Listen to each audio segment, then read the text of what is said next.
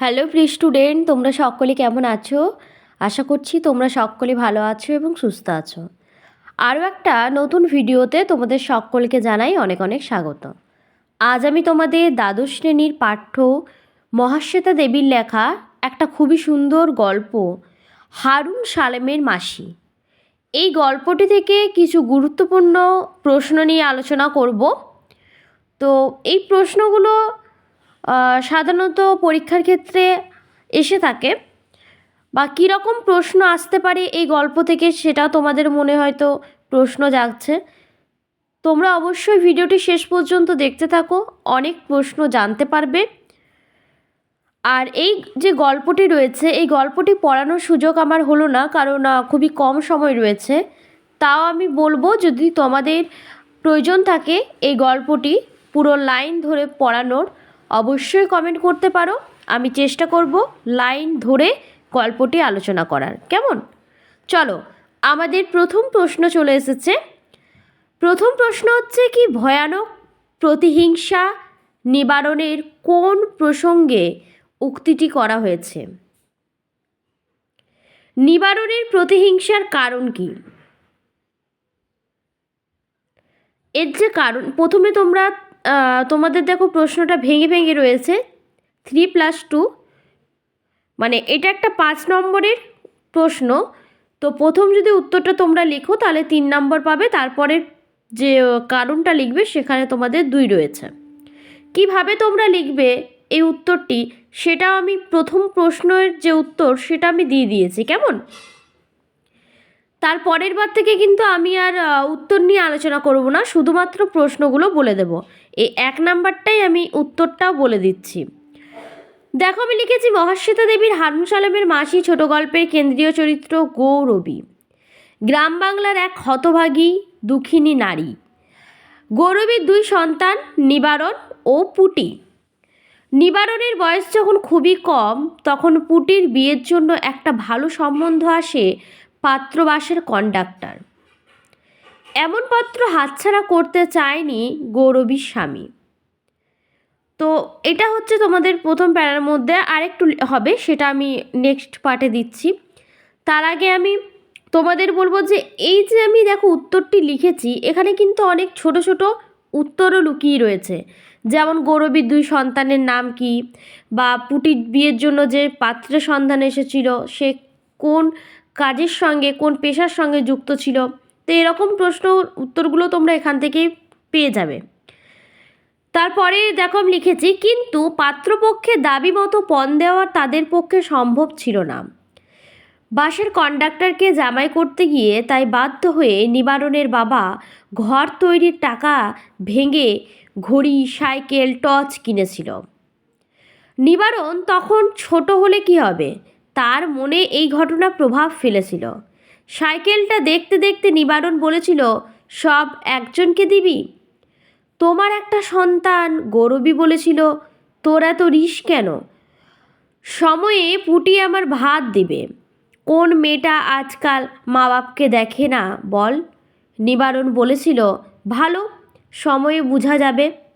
অনেক বছর পর অসহায় গৌরবী ছেলের কাছে আশ্রয় ও খাবার চাইলে প্রতিহিংসাবশত নিবারণ সেই কথা মনে করিয়ে দিয়েছে। এই উত্তরটা থেকে একটুখানি আমরা আন্দাজ করে নিলাম যে নিবারণ হচ্ছে গৌরবীর পুত্র।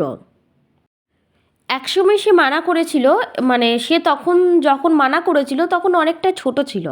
তাও সে তখন বুঝেছিল যে না, এইসব জিনিসগুলো দিয়ে দিলে আমরা পরে আমাদের ভবিষ্যতে হয়তো অসুবিধা হতে পারে। তো যার জন্য নিবারণ বারণ করলেও কিন্তু তার মা বাবা তখন শোনেনি।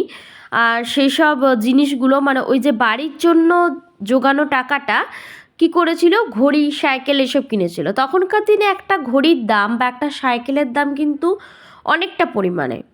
তো তোমরা এটা ভেবো না যে একটা সাইকেলই তো কিনে দেবে, সেটার জন্য আবার কত টাকা লাগবে, এরকম কিন্তু চিন্তাভাবনা তোমরা রেখো না। কারণ তখনকার দিনে 10 টাকাটাই অনেকটা পয়সা আর কি, অনেক টাকা। তো যাই হোক, তো তার জন্যে এখানে এটাই বলা হয়েছে যে গৌরবী একদিন ছেলের কাছে আশ্রয় যখন চাইছে, তখন কিন্তু ছেলে তাকে আশ্রয় দিচ্ছে না। কারণ দিচ্ছে না, তার কারণটা এটাই যে যখন সে বানা করেছিল এগুলো দিতে, তাও কিন্তু তার মা বাবা তখন শোনেনি। তারপরে দেখো, তারপরের প্যারাতে তোমরা লিখবে, স্বামী মারা যাওয়ার পর সন্তানই হয় স্ত্রীর শেষ আশ্রয়। স্বামীর মৃত্যুর পর গৌরবীও ভেবেছিল নিবারণের কাছে থেকে জীবনের শেষ দিনগুলি কোনোভাবে কাটিয়ে দেবে, কিন্তু নিবারণ মাকে রাখতে চায়নি। নিবারণের বউ কিছু বলবার আগে সে মাকে বলেছে, এবার পুটির কাছে যাও গিয়া, মাঝে মধ্যে আমি খবর দিব। গৌরবী প্রথমে নিবারণের কথা বুঝতেই পারেনি, কিন্তু নিবারণ পুটির বিয়ের সময়ে যৌতুক দেওয়ার প্রসঙ্গ মনে করিয়ে দিয়ে বলেছে, কেন মনে নাই? কিছুই ভোলেনি নিবারণ। মানে নিবারণের সমস্ত জিনিসই মনে আছে, যে তখন তার মা বাবা কীভাবে সমস্ত জিনিস পুটিকে দিয়ে দিয়েছিল পুটির বিয়ের সময়। তাই সে বলছে যে পুটির কাছে চলে যাও, আমার বাড়িতে কেন আছো? গৌরবী তারপর বুঝেছিল আর্থিকভাবে সচ্ছল হওয়া সত্ত্বেও মায়ের প্রতি প্রতিহিংসা পরায়ণ হয়ে মাকে সে ভাত দিতে অস্বীকার করেছে। ভাত দিতে অর্থাৎ ওনার ভরণ পোষণ করতে। এমনটা নয় যে নিবারণ পারবে না, নিবারণের দরিদ্রতার কারণে হয়তো সে মাকে রাখছে না, সেটাও নয়। নিবারণের যথেষ্ট সক্ষমতা রয়েছে তার মাকে দেখাশোনা করার, কিন্তু তাও দিচ্ছে না, দিতে চাইছে না। হ্যাঁ, কেন না, ওই এক সময় সমস্ত অর্থ কি করেছিল, তার মেয়ের বিয়ের সময় মানে পুটিকে দিয়ে দিয়েছিল। তো এই ছিল প্রথম যে প্রশ্নটা, তার উত্তর। এটা হয়ে গেল তোমাদের 1 নাম্বার প্রশ্ন। 2 নাম্বার প্রশ্নতে দিয়েছি আমি, হারার বয়স 7 হলে কি হয়? জ্বরে জ্বরে জিভ এড়ে কথা ওর সরগর হয়নি এখনও। হারার জীবন ও চরিত্রের যে রূপ লেখিকা আলোচ্য গল্পে তুলে ধরেছেন তার পরিচয় দাও। এটাও তোমাদের একটা 5 নম্বরের প্রশ্ন। দেখো, এই প্রশ্নগুলোর তো উত্তর দেওয়া আমার পক্ষে সম্ভব নয়। তোমরা চাইলে এটা বই থেকে লিখে নিতে পারো। তোমরা তো টিউশন পড়ো, টিউশনের টিচাররাও লিখিয়ে দেন আশা করছি। তোমরা ফোন থেকে লিখে নিতে পারো।